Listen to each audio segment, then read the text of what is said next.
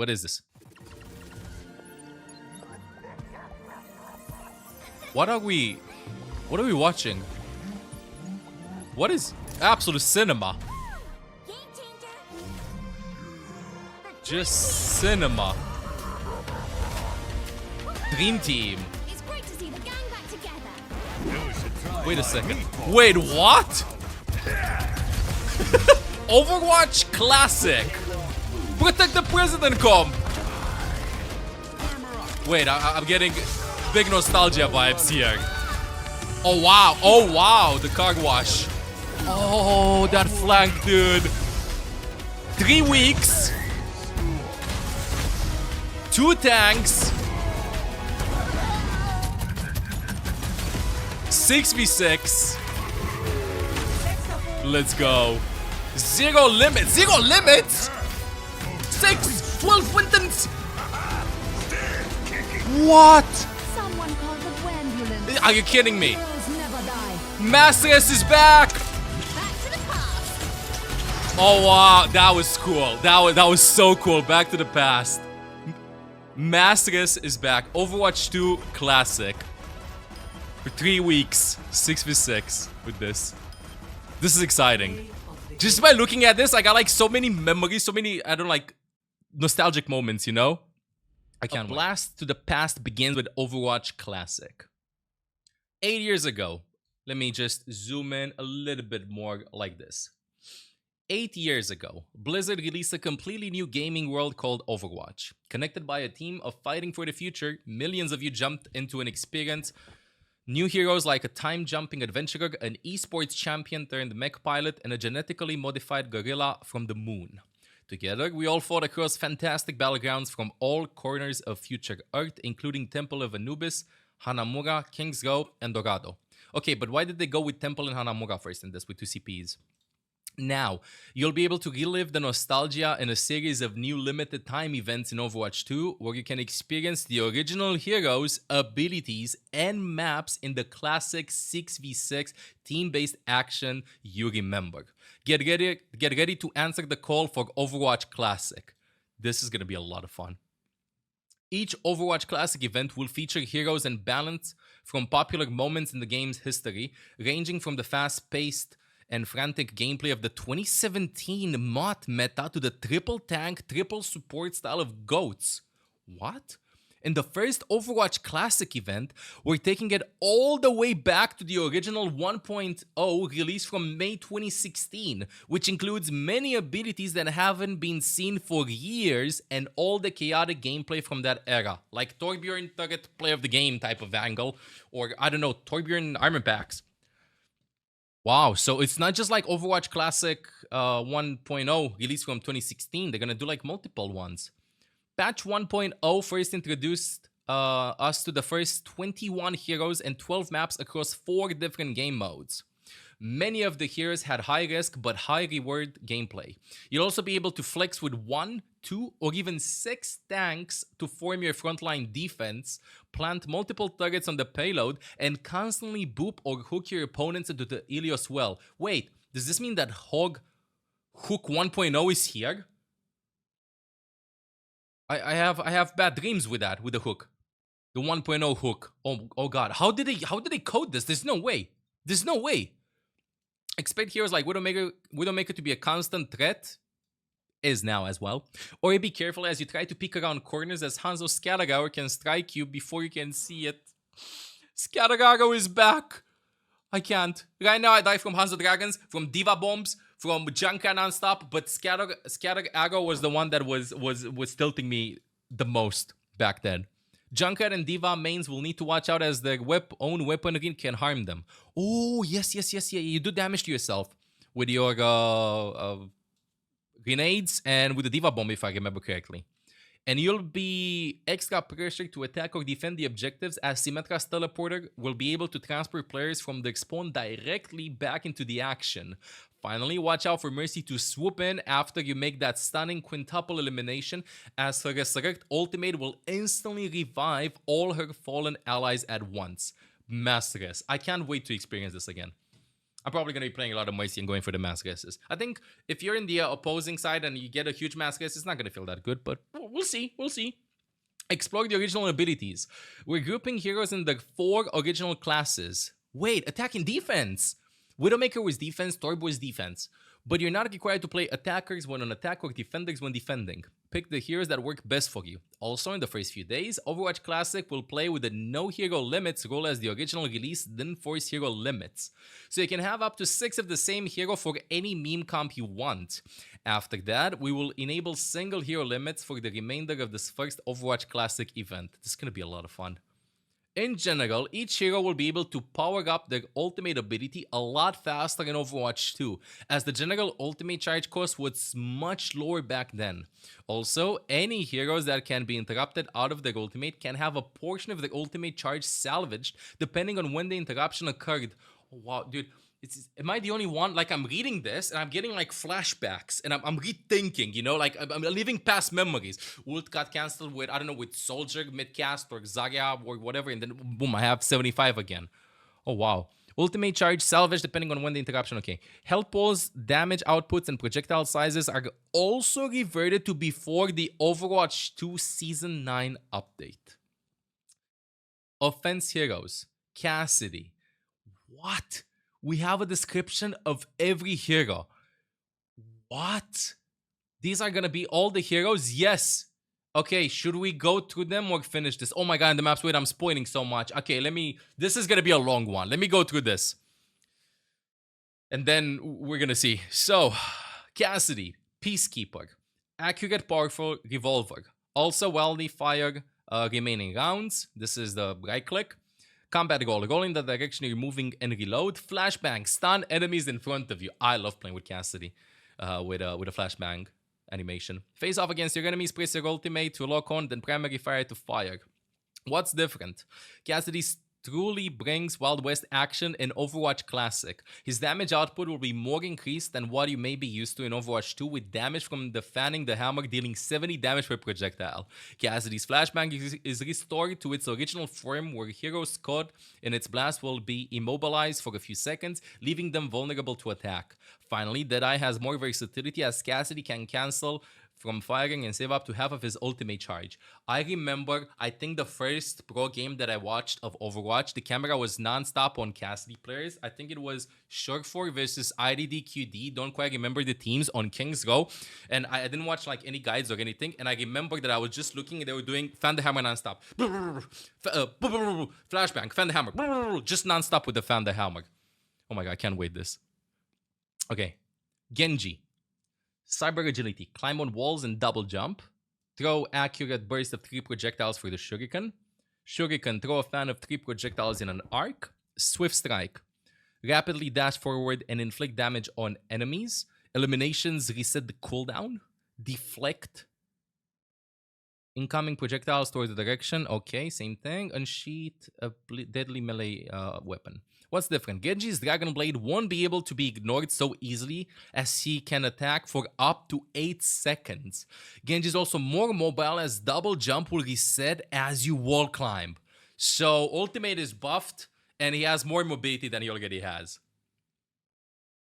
Pharah. This is before her rework, right? Long range explosive projectile weapon, fly rapidly upwards, jump jet. Okay, concussive blast, launch an explosive blast to knock back enemies. Baggage, launch a continuous volley of mini rockets, hold jump to hover. Pharah's original kit allows her for more opportunities to stay in the air longer and can have more potential to boop opponents from ledges under her concussive blast. She also deals more damage with higher splash explosion damage from the rockets in her rocket launcher. I have not learned how to play Pharah since her rework. So, I might try it out, see what's gonna happen. Next up, Reaper. If I remember correctly, you did not have lifesteal, but you would collect souls from the enemies upon elimination, right? If you participate to the kill, and you would get, what, 75 or 50 healing off of it.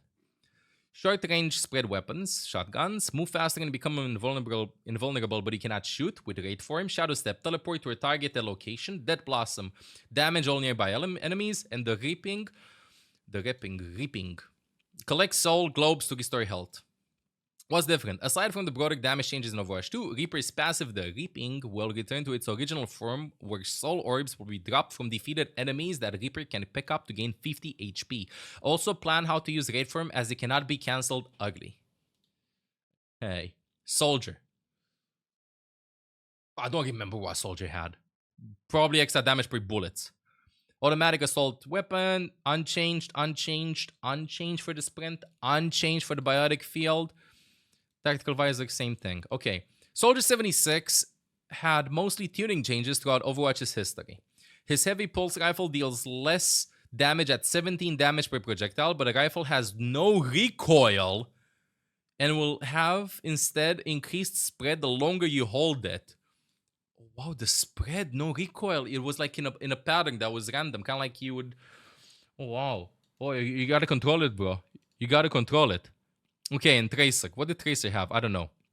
Pulse pistol, short range automatic weapons, blink, teleport in the direction you're moving, recall, travel back in time to your previous location and health. Pulse bomb, throw out a powerful, sticky explosive. Probably gonna get a bunch of pulse bombs because ultimate charge is faster. What's different? Tracer's time traveling playstyle has been relatively unchanged throughout Overwatch's history, with tuning changes to her pulse pistols and pulse bomb being the biggest adjustments. Expect the pulse bomb to deal incredibly high damage that can finish off most heroes. Peg this up with how much we have learned Tracer since the beginning of Overwatch, and I think we're gonna have pulse bomb once every 20 seconds or something, I swear. Okay, defense heroes. Dude, this is so much nostalgia. I can't. I'm picturing the menu. I'm envisioning the menu. Defense heroes. Oh wow. Okay. Bastion. Configuration, Recon. Mobile with a light automatic weapon. Configuration, Sentry. Immobile with a powerful rotary cannon. Configure. Switch between weapon configurations. Self-repair. Heals yourself. I remember. And putting it back in. Configuration, Tank. Mobile with a powerful cannon. Chat. Let's read. What's different? Bastion's original kit is much different than what you play with today. Bastion is a tricky hero that can keep chokeholds nearly unpassable when staged in sentry form, firing a volley of machine gun fire, though he cannot move and has a limited amount of ammo while in sentry form. This makes his biggest weakness, getting attacked from behind, easy to exploit if the opponent can flank around him.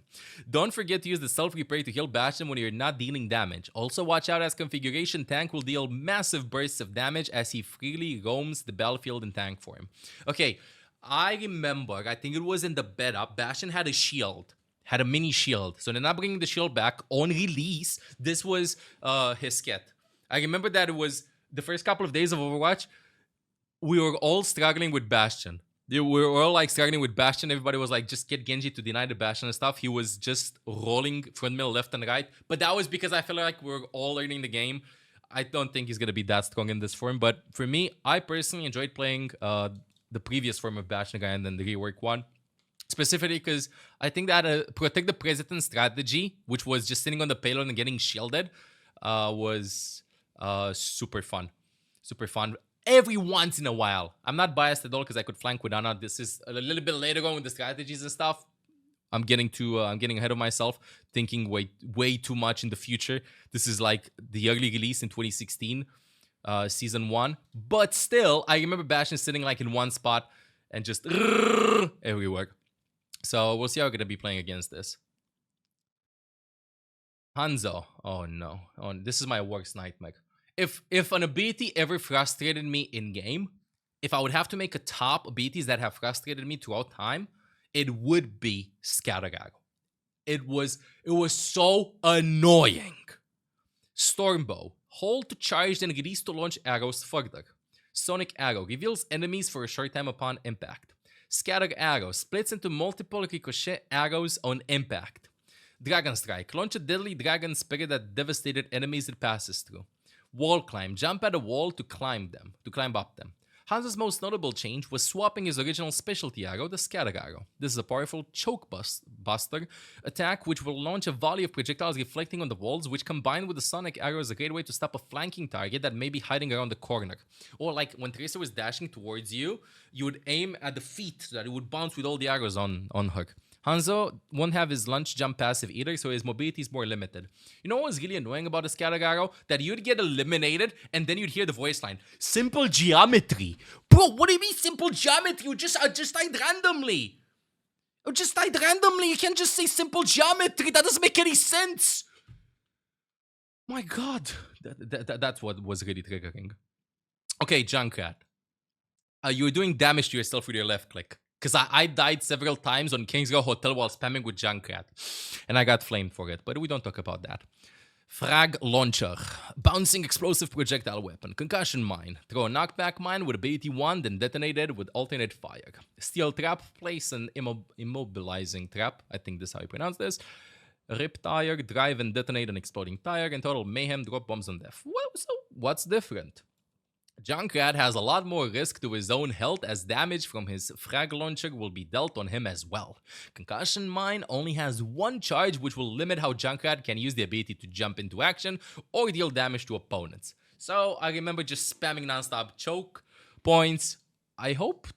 let's see how much damage he does with these. We'll see. May. If I remember correctly, you would freeze the enemies with your left click and then you do a headshot with the icicle and maybe a melee. Endothermic Blaster. Short-range spray weapon that freezes enemies. Long-range icicle launcher. Cryo Freeze. Become invulnerable and heal yourself. Ice Wall. Create a wall in front of you. Blizzard. Launch a weather control drone that freezes enemies into in a wide area. What's different? Many of you will find May's original kit to be much cooler. Literally.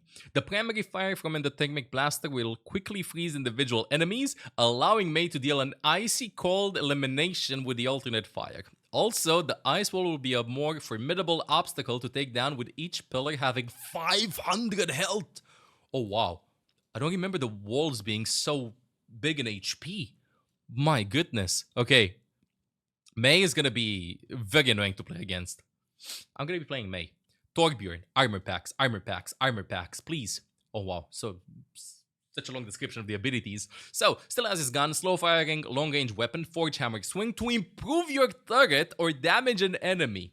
Inaccurate but powerful short range weapon with your rivet gun with your right click. Build turret, build an upgradable turret. Armor pack, build an armor power up. Molten Core. Increase your weapon attack speed. Gain additional armor. And temporarily upgrade a level 2 turret to level 3. And also Scrap Collector. Collect scrap to gain resources. Holy fish.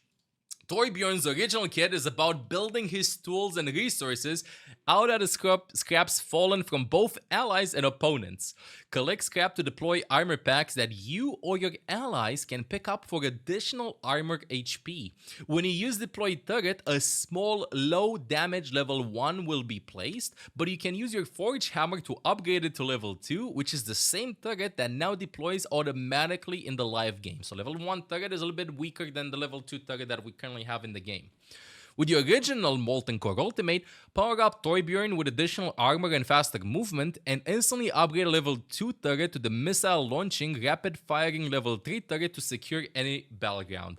I remember, I'm so excited about the Torbjorn part over here because the flex support, with no Rollock, usually the flex support would cheese on some parts of the map, like let's say on 2CPs especially, you'd have like one solo support, and the flex support would go like something like Torbjorn, just throw the target somewhere, throw the armor packs, and I'm getting so many memories are kicking in. I'm curious though, the game evolved a lot throughout the years, and I feel like all these cheesy strategies that worked before when the game was released and we were like not that accustomed to all the strategies and stuff, I think they might not work right now with all the experience that we have gathered throughout these 8 years and stuff. Or how many years has it been? I think 8 years. But this doesn't mean that's not going to be fun to try them out. Maybe come up with other strategies and see if we're remembering them. I think it's gonna be pretty cool. Widowmaker. Widow's Kiss. Automatic assault weapon. Widow's Kiss, hold for long-range sniper weapon. Grappling hook, launch a hook that pulls you towards the ledge. Venom Mine, launch a poison trap. Infrasight, provide your team with a view of the enemy's location. Okay, same things as now, but what's different? Widowmaker is far more lethal with faster charge shots and more damage dealt at long range. So you charge faster and do more damage. However, Widowmaker will be more vulnerable each time she uses grappling hook as it uses a longer cooldown. Okay. So, longer cooldown on this. This is, I can't, now that I'm looking at this, why is Widowmaker defense? Okay, they put snipers on defense.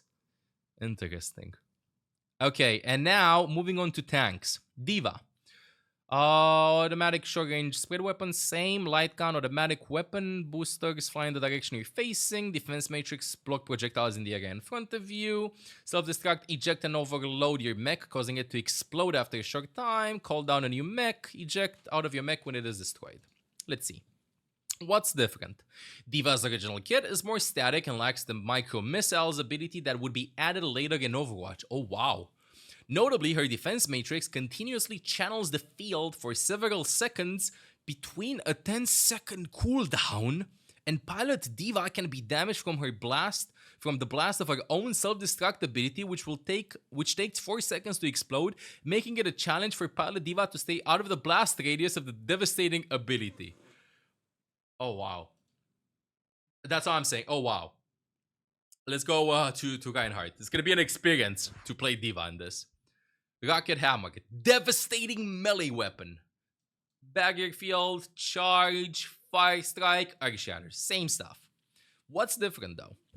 While Reinhardt won't have the advantage of 2 charges to his fire strike and a smaller HP pool, and if I'm not mistaken, the ability to not cancel the charge because that was in Overwatch 2 added. His Earth Shadow will have more horizontal and vertical range to catch enemies off guard. Also, he will be able to mitigate incoming damage as his barrier health is much higher than in the live game. Roadhog. Hook 1.0, please no. Hook 1.0, please no. Short range spread weapon on the scrap gun. Medium range spread weapon, so no more healing with your right click, like you'd use medium to long range with a right click. Chain hook, drag a targeted enemy to you. Heal yourself over a short time. This is your E now, like in Overwatch Classic. And damage and knock back enemies in front of you. What's different? Roadhog's kit has often received tuning adjustments based around his ability to hook and catch opponents. Carefully avoid a hook as it will catch anything and everything around him. I think this is a hint that Hook 1.0 might be back in the game. Hook 1.0 is... Imagine, like right now, you go like, did this actually hook me? I'm going through walls and stuff. How does this hook me? Now imagine that, but 5 times worse. Okay, imagine that, but 5 times worse with how it was coded. I don't think it's going to make a comeback, though. But with how this is phrased, it might. Carefully avoid the hook. I'm sorry, I'm exaggerating. 6 times works, not 5 times. Carefully avoid the hook as it will catch anything and everything around him and can deal a lethal 1-2 combo between his scrap gun and melee for an easy finishing blow to most low HP heroes. Winton. Tesla cannon, jump pack, barrier projectile, and a projector, and primal rage. What's different? Winston's kit will be missing the long range attack from his Tesla cannon that was introduced in Overwatch 2. Also, carefully time your placements of barrier projector as cooldown starts only after the shield expires instead of when it is deployed. Oh wow. Okay. We'll see how strong he is. Zarya. Same weapon, same right click, same barrier, same graviton. Same thing. But originally, Zarya had separate cooldowns for particle barrier and projected barrier, so be careful of when you use either to protect yourself or your teammates. However, Zarya's ability to gain energy from these abilities is much higher than the current live game. I think it was 40 or 50 charge for a maximum depleted bubble. It can be pretty interesting. Okay, we'll see. I'm gonna check the video out afterwards. Thank you. Hey. And now moving on to the huge cast of support heroes at launch, which was just 4 supports. 4 supports. I remember this. 4 support heroes on release, but Symmetra was a support. Let's go step into this. So, Lucio. Sonic projectile launcher, sound wave, create a short range blast wave to knock enemies away from you, increases the effectiveness of your current song, and create temporary extra health for nearby allies. What's different? While the identity of Lucio's kit has remained the same, his crossfade will feel the most different as it provides a radius of 30 meters versus the 10 meter range in his current kit. So instead of it being this huge, it's gonna be this huge, but with less healing to his allies. However, this enables him to be a great character to help rush with his team to the next team fight with ease. This range is huge, just absolutely huge. But when I started playing Overwatch, I can't be the only one that did this. I know this is something that I've been saying for the last from time to time in the last couple of years, but when I first played Lucio, I was aiming at my teammates thinking that I would heal them. I can't be the only one that was doing that. There's no way. And eventually I learned that you can't heal by doing that. But that's how I felt, dude. I felt like I was why am I healing them? Am I that bad on Lucio and stuff? And then I moved to another hero when I was playing him. Like, it didn't make any sense, you know? And then, oh wow, I'm healing by just existing with the power of music over there. Oh, okay, understandable. So yeah, it was an experience. It was an experience with this. So I gotta do this. I gotta do this in game again. Okay, Mercy. Caduceus Staff Primary. Hold to heal an ally. Caduceus Blaster, automatic weapon. Caduceus Staff Secondary, hold to increase an ally's damage inflicted. Guardian Angel, fly towards an ally. Resurrect, revive dead teammates. Massacres is back. Revive dead teammates with Resurrect. Angelic Descent, fall very slowly. Regeneration, restore your own health after not taking any damage. What's different? Mercy's Resurrect as an ultimate works as a great teamfight counterplay, allowing her to target up to 5 allies in range to be resurrected immediately. Watch out if there are multiple Mercy players in your team, as they benefit from her damage boost that can be multiplied. Wait, it doesn't have a limit. Damage boost doesn't have a limit. Oh my god, what if you go, I don't know, 1 tank and 5 Mercies with a damage boost or something like that? Oh wow. 1 Bastion, 5 Mercies. Oh, that's gonna be huge. This is gonna be so much fun. I remember with Mercy, so many massacre spots, and everybody was kind of like, I remember this, dying together, just die in the same spot, please die in the same spot, die in the same spot, you know, die in the same spot. And then sometimes I was like waiting for the rest, and then the massacres happened, and I was like, oh, okay, let's fight again, let's fight again. It was so interesting. It was so, I don't know, it just takes me back. Just die on point, please, die on point. Just go die on point, die on point. Symmetra. Originally, Symmetra was a support. Photon Projector. Short range beam weapon with increasing damage. Photon Projector, hold to charge, release to fire orb. Sentry turret, deploy a small turret that damages and slows enemies. Photon Shield, gives shields to an ally. Teleporter, deploy a teleporter that connects to the spawn room. To the spawn room. What's different? Originally categorized as a support hero, Symmetra's kit was more geared to providing utility to her allies than dealing damage directly. Her Photon Shield ability grants your allies with additional shield health, which can regenerate as long as they're not eliminated. With Teleporter as her ultimate, you can place the exit teleporter anywhere on the map and be linked directly to your active spawn room. Consider playing more than one Symmetra to create complex sentry turret fortifications to wash clean, car wash, any chokeholds from your opponents. I really enjoyed playing Symmetra support back then. From what I remember, she wasn't that strong, but that doesn't mean that I didn't enjoy, like, I thought that it would take us more time to like get adjusted to her kit and what it means, you know, with how to use the teleporter, where to put the turrets, how can you use the shields extra and stuff, because if they're doing Overwatch Classic, it means that no passives, right? No passives, so no way to self-regenerate HP if you're not playing with a hero that can heal themselves, right? I'm thinking. So Symmetra giving you like some extra shields means that you can regenerate that shield HP at least. She was interesting. I can't wait to see how good she is. Zenyatta. Orb of Destruction, energy projectile weapon. Charge to release more projectiles. Orb of Harmony. Throw this orb at an ally to heal them. Launch this orb, Discord Orb, at an enemy to increase the damage they take, and Transcendence become invulnerable and heal nearby allies. Zenyatta's skill remains relatively unchanged, short of not having his Snap Kick passive that was added later. However, watch out for his Orb of Discord, as damage amplification increases 50% of the damage received on its target. 50%. Right now, I think it's at 30%. 50%.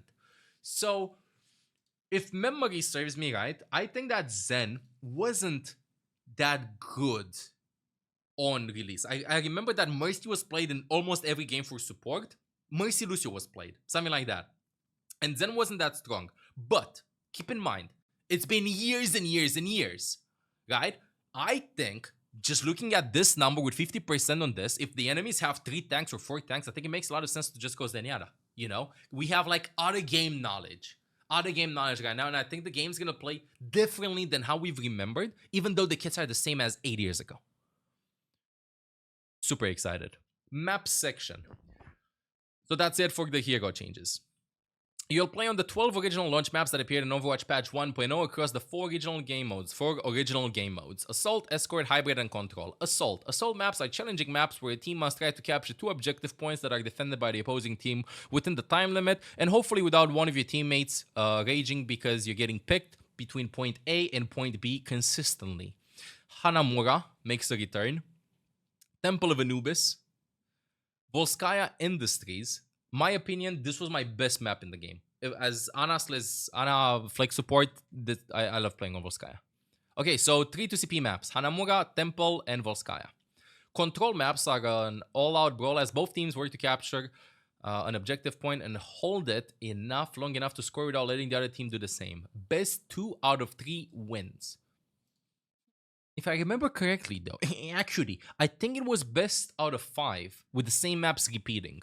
But it says best out of 3 wins. Best 2 out of 3 wins, I mean. We have Ilios, we have Lijiang, we have Nepal. These are the maps. Escort maps will have a team help escort a payload throughout a map. Reach checkpoints to extend your time and complete the map to win. Opponents work to stop the payload from completing the route. Are these the reworked maps? Because Dorado was reworked. I hope it's the original map. The fish is still there, by the way. Route 66. Okay. Gibraltar. Does Gibraltar have 4 points? Gibraltar first point was under here at the hell pack. Or 3 points. I don't know. I think it's gonna be... They should do 4 points. Hybrid. Hybrid maps combine assault and escort modes to create a challenging course where the attacking team must capture an objective, then escort a payload throughout the map. Opponents need to stop the payload from reaching the end. Hollywood, my favorite map. Kings Row, second favorite map. Numbani, this is the reworked one, so I assume that the other one is still like the reworked one.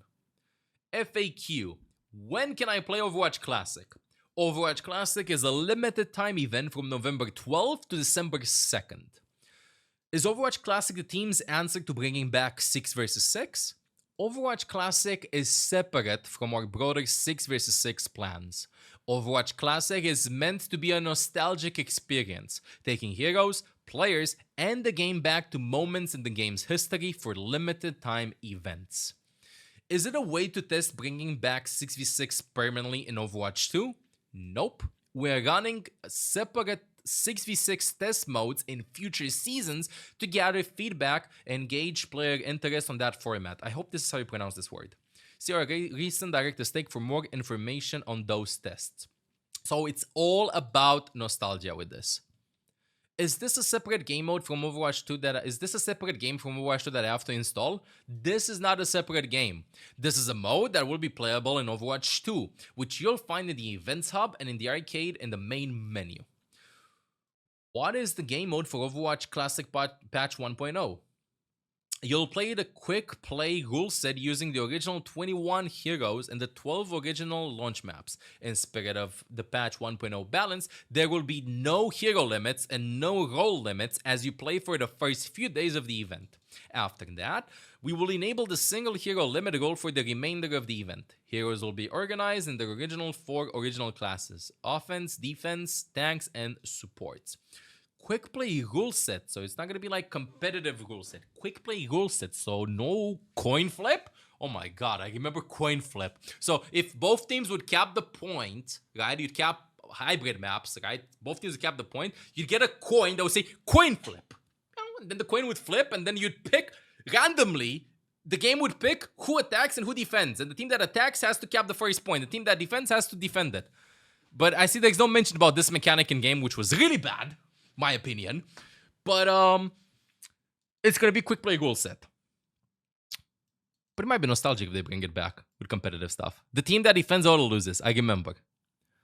Which map will maps be restored to the original designs when Overwatch Patch 1.0 was released? This is what I was yapping about. Overwatch Classic will use the 12 original maps that first launched. However, maps will appear the same as they do in other Overwatch 2 game modes. This includes major reworks for Dorado, Numbani, Root, and Gibraltar. things like match timing and how elevated platforms work will still be the same as they appear in Overwatch 2 game modes. So you're not getting back into Overwatch 1 patch 1.0 release maps. I think number one, it would take like a lot of time to just go to the original version of the maps. And number two, if memory serves right in this case, I think that the maps were pretty buggy from time to time. You'd have like a lot of pixels that they fixed with each patch. So it just makes sense to just use the reworked maps and stuff. Can I equip my favorite skins, including Overwatch 2 skins when playing? As part of the nostalgia of playing Overwatch Classic, players will be using the original Overwatch default skins for this event. Why weren't legacy features like loot boxes, the original UI, or competitive mode included in Overwatch Classic? We focused on our heroes, maps, and overall gameplay with Overwatch Classic, and the scope allows us the flexibility to balance these events with other exciting new gameplay. Will Overwatch Classic ever return? Is this just a one-time thing? While we're not planning for this mode to be a single event, we will be measuring player response to inform our future plans. So it is not confirmed if this game mode is going to stay, if they have plans of bringing it back or not, but depending on the interest on it, same thing as they're doing, I feel like, with Junkenstein's Laboratory right now in game, which is going to finish tomorrow, it might make a comeback. It might make a comeback depending on this. They do not know yet, just want to see the player response and stuff, because I personally had a lot of fun with Junkenstein's Laboratory, and I hope that they're going to keep on working on it, maybe rename it, not make it just Halloween themed. I don't know, maybe make it Overwatch Mutations or I don't know, something like that, and just keep adding content to it, just keep it maybe as a permanent game mode, because it's really fun. Now, hear me out. Just by reading this, I'm getting like a lot of really happy memories from 2016 when I started playing the game a lot. It was really fun, and let's see how it's gonna feel like with all these nostalgic moments in game now that we're gonna have the chance to relive them again. One thing that I want to point out is that our knowledge of the game and how the roles should be played and how you can speculate strategies and stuff has changed a lot, because obviously we have more experience with the game. So it might not be literally the same thing gameplay wise, but this doesn't mean that I can't wait to just tilt enemies by freezing them with Mei, play flex support Torbjorn, play 6 Winton team comps, and go for a massacres with Mercy. I can't wait to test this game mode out and see how it's gonna feel like. Overwatch Classic starts on the 12th, tomorrow of November, and please let me know in the comments what do you think about this, if you're excited or not, and let's have some fun.